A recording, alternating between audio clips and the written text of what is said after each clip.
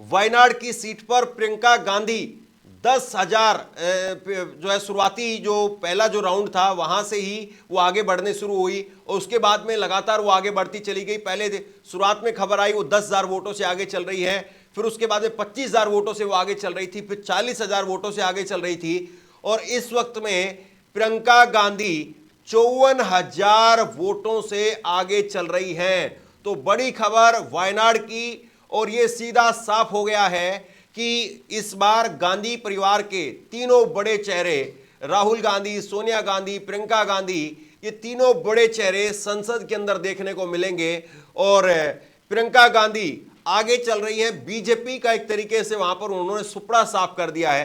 तो बड़ा चेहरा आज झारखंड में क्या होगा, महाराष्ट्र में क्या होगा, इस बात को लेकर के सबकी नजरें लगी हुई हैं। लेकिन उसके उलट अगर आप देखें तो कांग्रेस के खेमे में प्रियंका गांधी को लेकर के खासी जो है वो एक तरीके से यहां पर एनर्जी दिखाई दे रही है और प्रियंका गांधी वो अपने आप में किस तरीके से अपना माहौल बना पाती है, संसद में जब वो जाएंगी तो क्या वो बोलेंगी, जबरदस्त वक्ता है।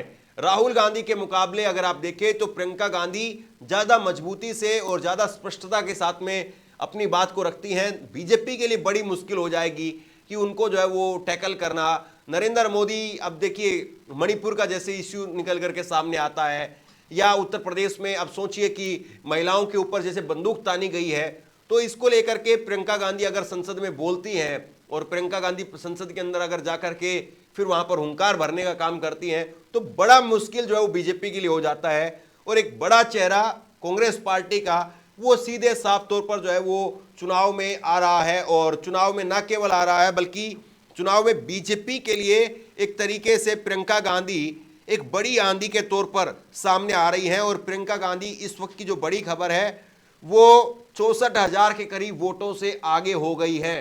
तो बड़ा इस वक्त में अपडेट, वायनाड से प्रियंका गांधी आगे है। टीएमसी ने एक तरीके से सुपड़ा साफ कर दिया है। पश्चिम बंगाल के अंदर 6 की 6 सीटों पर टीएमसी जो है वो वहां पर आगे चल रही है।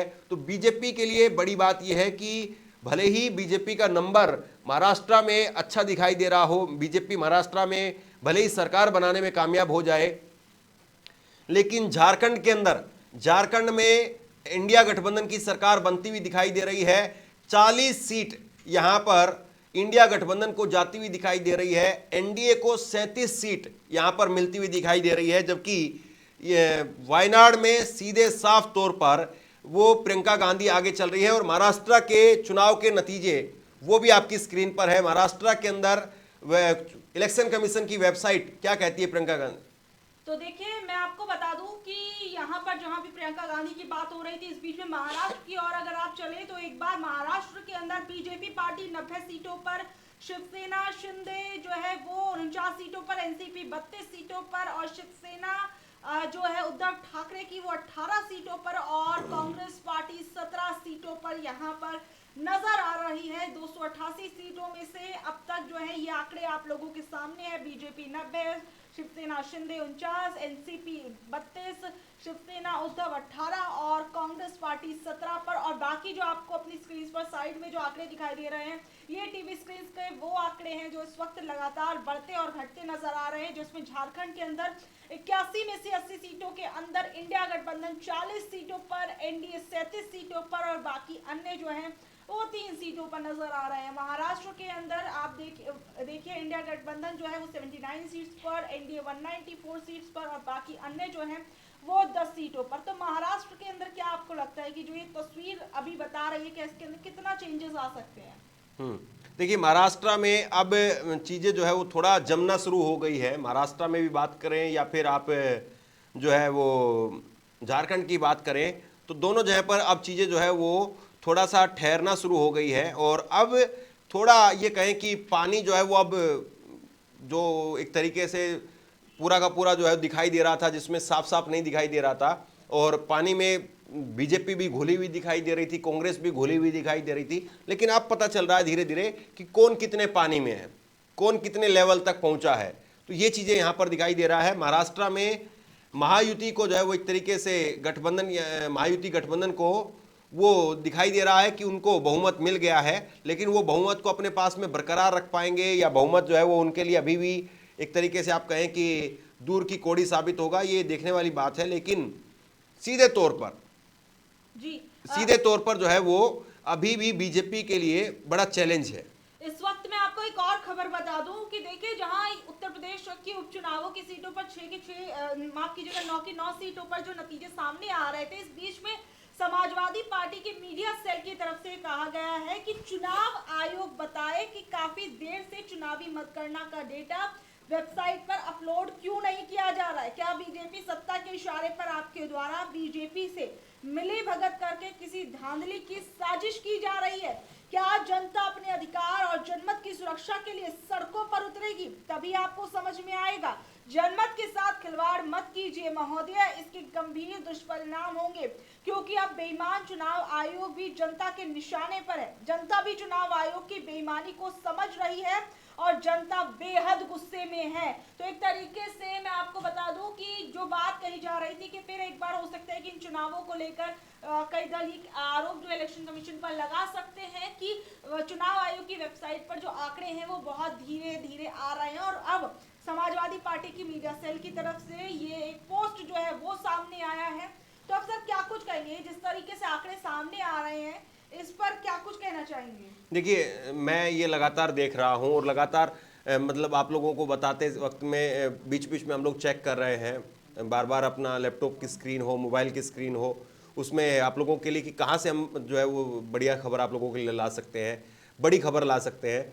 तो देखिए, ये उत्तर प्रदेश के अंदर पहले से समाजवादी पार्टी जो है वो आरोप लगा रही थी। उन्होंने कहा कि धन बल का प्रयोग हुआ है, पुलिस बल का प्रयोग हुआ है, और ऐसे में चुनाव जो है वो एक तरीके से दोबारा करने की भी जो है वो बात कही जा रही थी। और बाकायदा राम गोपाल यादव समाजवादी पार्टी के जनरल सेक्रेटरी हैं, उन्होंने कहा कि आपने जिस तरीके से चुनाव करवाए हैं वो चुनाव जो निष्पक्ष नहीं है, और ऐसे में आप जो है वो दोबारा से चुनाव करवाइए, ये बात जो है कही गई। और लेकिन इस बात को चुनाव आयोग ने सीरियसली नहीं लिया। कल ही जो है उन्होंने ट्वीट किया था इस बारे में, मैंने आपको खबर भी दिखाई थी। लेकिन अब जिस तरीके से वोटिंग के अंदर भी जो पैटर्न निकल करके सामने आ रहा है, माफ कीजिए काउंटिंग के अंदर जो पैटर्न निकल करके सामने आ रहा है, वो कहीं ना कहीं बीजेपी के लिए एक बड़ा जो है वो सरप्राइजिंग फैक्टर यहाँ पर बन गया है कि बीजेपी कैसे जो है वो यहाँ पर अपनी इन बातों को लेकर के जवाब देगी कि चुनाव में धन बल का या पुलिस बल का प्रयोग नहीं हुआ है, क्योंकि सब चीज़ें जो है वो लोगों के सामने थी। महाराष्ट्र में भले ही जो है वो सरकार बनाने की तरफ आगे बढ़ रही है, लेकिन बाकी जगह पर उसके लिए बड़ा झटका है। और मीरापुर में इस वक्त में बीजेपी आरएलडी का जो उम्मीदवार है वो आगे हो गया है, कुंदरकी में बीजेपी जो है वो आगे चल रही है। और उसके साथ साथ एक और बड़ी खबर मैं आपको दे दूं, मानखुर्द शिवाजी नगर से नवाब मलिक लगातार पीछे अभी भी चल रहे हैं, इस वक्त की अभी भी ये बड़ी खबर है। और अबू आजमी, उनके सामने अबू आजमी थे, तो अबू आजमी जो है वो आगे चल रहे हैं। तो बड़ी खबर है इस वक्त की, और इसमें कोई दो राय नहीं है। लातूर शहर सीट से कांग्रेस के अमित देशमुख वो आगे चल रहे हैं। क्या अपडेट है? इस बीच में जहां मैं आप मानखुर्द शिवाजी नगर की बात कर रहे हैं, इस हॉट सीट की बात कर रहे हैं, वहीं मैं आपको बता दूं कि एक और सीट जो माहिम की सीट थी, जिस पर माफ कीजिएगा कि जो राज ठाकरे के बेटे जो थे माहिम सीट से, वो इस बार अपना चुनावों के अंदर राजनीति में डेब्यू करने वाले थे। इन चुनावों के जरिए वो अपनी सीट पर पीछे चल रहे हैं और शिवसेना यूबीटी के महेश सावंत जो हैं वो आगे चल रहे हैं। और राज ठाकरे के जो बेटे हैं उनके सीट को लेकर पहले काफी चीजें हुई कि इस सीट पर कोई कैंडिडेट उतारा जाएगा नहीं उतारा जाएगा, लेकिन अंततः यहाँ पर कैंडिडेट जो है वो विपक्षी दलों के द्वारा उतारा गया। फिर उसके बाद अब अमित ठाकरे जो है एक तरीके से अपनी सीट पर पीछे चल रहे हैं। तो सर क्या कुछ कहेंगे? देखिए, अमित ठाकरे को जिताने के लिए बीजेपी ने पूरी कोशिश की, और दूसरी तरफ जो है वो कोशिश की गई देवेंद्र फडणवीस को लेकर के कि आप राज ठाकरे के बेटे को जिता देंगे, और राज ठाकरे के बेटे जो है वो शिवसेना जो उद्धव ठाकरे की है उनके उम्मीदवारों को जो है वो झटका देंगे। तो ये एक तरीके से डील थी अंदर खाने की, लेकिन बीजेपी कुछ काम नहीं कर पाई। देवेंद्र फडणवीस अपनी सीट पर खुद पीछे चल रहे हैं।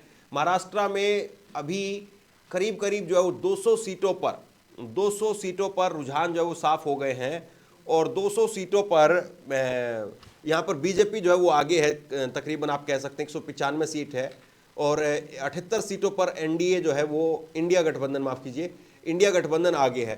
तो ये अपने आप में एक बड़ा और सरप्राइजिंग जो है वो फैक्टर निकल करके सामने आ रहा है। और सबसे बड़ा सवाल कि क्या महाराष्ट्र में अब कोई उलटफेर होगा, कोई गुंजाइश है, या महाराष्ट्र पूरी तरह से लोक हो चुका है और महाराष्ट्र में फिर से जो है वो बीजेपी सरकार बनाने जा रही है। लेकिन झारखंड के अंदर अभी भी माहौल जो है वो पूरा तनावपूर्ण दिखाई दे रहा है। झारखंड में अभी भी दोनों तरफ जो है वो जबरदस्त तरीके से माहौल यहाँ पर बनता हुआ नजर आ रहा है। और सबसे बड़ा सवाल कि क्या महाराष्ट्र में कोई बड़ा उलटफेर होगा क्या महाराष्ट्र के अंदर। और जिस तरीके से महाराष्ट्र में अभी चांस जो है वो दिखाई नहीं दे रहे हैं, 284 सीटों का अभी रुझान हमारे सामने है महाराष्ट्र में, और 284 में से 76 सीट पर जो है वो इस वक्त में बीजेपी, माफ कीजिए, 284 में से 76 सीट पर इंडिया गठबंधन आगे है और एनडीए 197 सीट पर आगे। जी, इस बीच में महाराष्ट्र के अगर इलेक्शन कमीशन की वेबसाइट के आंकड़ों की बात की जाए तो इसमें बीजेपी पार्टी जो है देखिए वो 109 सीटों पर है, और शिवसेना शिंदे जो है वो 56 सीटों पर है, और एनसीपी जो है वो 34 सीटों पर है, कांग्रेस जो है वो 19 सीटों पर है, शिवसेना उद्धव ठाकरे की पार्टी 19 सीटों पर है। तो इस वक्त आप ये आंकड़े देख सकते हैं, ये आपकी स्क्रीन पर इलेक्शन कमीशन के वो आंकड़े हैं जो उनकी वेबसाइट पर इस वक्त चल रहे हैं। वहीं जो अपने आप साइड में जो ये आंकड़े देख रहे हैं, ये टीवी के वो आंकड़े हैं जो इस वक्त दिखाए जा रहे हैं। और सबसे बड़ी चीज देखिए कि महाराष्ट्र के अंदर महायुति जो अभी 200 सीटों पर आगे चल रही है। और वहीं मैं आपको बता दूं कि प्रियंका गांधी जो है वो लगभग 1,21,000 वोटों से आगे इस वक्त वायनाड की सीट से चल रही है।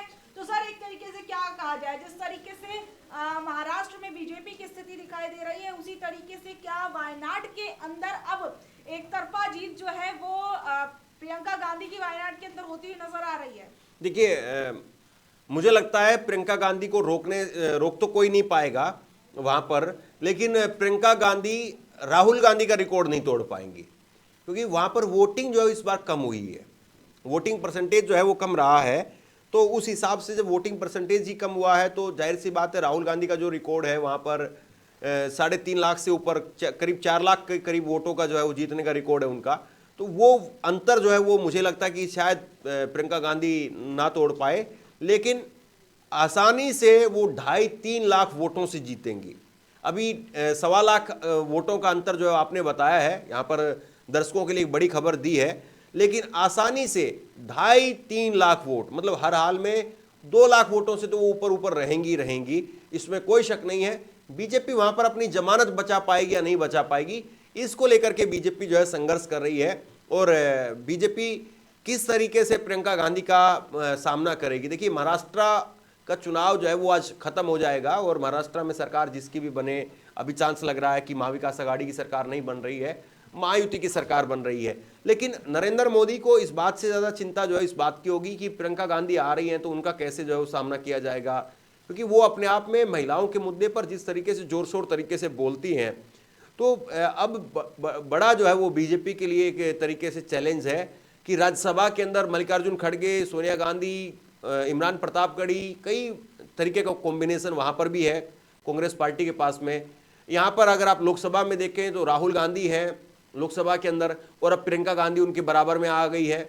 और बहुत सारे लोग कह रहे थे कि क्या कुर्सी को लेकर के, क्योंकि ये होता है कि संसद में जब आप बैठते हैं तो आपकी वरिष्ठता के आधार पर आपको सीट तय की जाती है या पद के हिसाब से आपको सीट जो दी जाती है। अगर मान लीजिए कि कोई किसी पहली बार के सांसद को अगर एलओपी बना दिया जाए तो जाहिर सी बात उसकी सीट जो आगे लगेगी, कुर्सी आगे लगेगी उसकी। लेकिन प्रियंका गांधी अब राहुल गांधी के बगल में बैठती हैं, कहाँ बैठती हैं वो देखने वाली बात रहेगी। लेकिन मुझे लगता है कि वो बिल्कुल पीछे तो नहीं बैठेंगे, हालांकि उनको अगर क्रम के हिसाब से देखें तो उनको पीछे ही सीट मिलेगी क्योंकि पहली बार की सांसद हैं वो। लेकिन फिर भी कांग्रेस पार्टी है और इतना तो कम से कम जो है वो अपनी नेता के तौर पर उनको ख्याल देगा, उनको इज्जत तवज्जो देंगे और 3-4 सीटें छोड़ करके वो वहाँ पर बैठेंगी। लेकिन इससे ज़्यादा जो है वो बीजेपी के लिए सीट से ज़्यादा महत्वपूर्ण जो है वो ये है कि वो बोलेंगे क्या, वो उनके मुद्दे क्या रहेंगे। तो मुझे लग रहा है कि वो पहला अभी जब चुनाव होगा, अभी जब संसद का शीतकालीन सत्र लगेगा तो उसमें तो खैर उनको मौका नहीं मिल पाएगा, लेकिन अभी उनकी शपथ होगी। और लेकिन अभी देखते हैं कि इस बार के सत्र में ही उनको मौका मिलता है या इसके आगे जो है प्रियंका गांधी को मौका जो है कांग्रेस पार्टी देती है। लेकिन प्रियंका गांधी एक बड़ा चैलेंज बीजेपी के लिए बनकर के आ रही है, ये बिल्कुल साफ है। और करीब करीब 1.25 लाख वोटों से इस वक्त में वो आगे हैं। 2-2.5 लाख वोट मेरे हिसाब से कम जो है वो 2-2.5 लाख वोटों के हिसाब से वो आगे रहेंगी। उत्तर प्रदेश की भी अगर बात करें तो उत्तर प्रदेश में बीजेपी ने सब कुछ इस्तेमाल किया, लेकिन बीजेपी कोई बहुत बड़ा करिश्मा यहाँ पर कुछ नहीं कर पाई। वही 2-3 सीटों पर पहले थे, अब भी वही है। एकनाथ शिंदे जो है वो आगे हैं, ये उनके लिए बड़ी खबर है। और देवेंद्र फडणवीस जो पीछे हैं। तो ये बड़े नेताओं को कई बार देखना चाहिए कि जब आप तमाम तरीके की बयानबाजी करते हैं और अपनी सीट को नहीं बचा पाएंगे तो फिर आपके साथ में क्या होगा। और देवेंद्र फडणवीस सरकार भले ही बन जाए, लेकिन देवेंद्र फडणवीस के खेमे में, देवेंद्र फडणवीस के जो समर्थक हैं उनके अंदर वो इस वक्त में बहुत ज़बरदस्त निराशा जो है देखने को मिल रही है कि फडणवीस अगर अपनी जो सीट नहीं बचा पाए तो मामला उनका खत्म। जी बिल्कुल। तो देखिए, अब सबसे बड़ी चीज जहां एक तरफ महाराष्ट्र के अंदर देवेंद्र फडणवीस महाराष्ट्र के पूर्व मुख्यमंत्री को लेकर एक बड़ी खबर आ रही कि वो अब तक अपनी सीट पर पीछे चल रहे हैं, वो सबसे बड़ी चीज है। वहीं अजीत पवार जो है वो अपनी सीट पर आगे चल रहे हैं, जबकि उनकी सीट को लेकर भी कहा गया कि अब वहां पर कहीं उनकी सीट पर मुश्किल ना हो जाए। और अब जो है वो अब महाराष्ट्र के अंदर जो स्थितियां हैं, अब अगर मान लीजिए एक मिनट, बड़ी जो ब्रेकिंग आ रही है वो मैं आपको बता देता हूं। असम में एक सीट पर भाजपा आगे है और एमपी की बुधनी सीट पर कांग्रेस प्रत्याशी वो जो है वो आगे चल रहे हैं। इस वक्त में प्रियंका गांधी 1,21,000 वोटों से वो आगे चल रही हैं। और उत्तर प्रदेश में भाजपा जो है वो आगे चल रही है। और सबसे बड़ा सवाल जो है ये है कि महाराष्ट्र के अंदर 209 सीटों पर इस वक्त में रुझानों में एनडीए आगे चल रहा है, जबकि इंडिया गठबंधन काफी पिछड़ गया है और 68 सीटों पर ही इंडिया गठबंधन यहां पर सिमटता हुआ दिखाई दे रहा है। झारखंड में ऐसा लग रहा है कि उनके लिए बात बन सकती है। 41 सीट पर जो है वो झारखंड के अंदर इंडिया गठबंधन आगे चल रहा है। एनडीए 37 सीट पर है वहां पर, तो वहां पर सरकार बनाने में इंडिया गठबंधन आगे है। हालांकि अभी भी कहा नहीं जा सकता कि पूरी तरह से उनकी सरकार बन जाएगी, अभी भी इंतजार किया जाना चाहिए। करीब 1-1.5 घंटे 2 घंटे का और समय लगेगा। और महाराष्ट्र के अंदर, महाराष्ट्र में महायुति जो है वो सरकार बनाती हुई दिख रही है।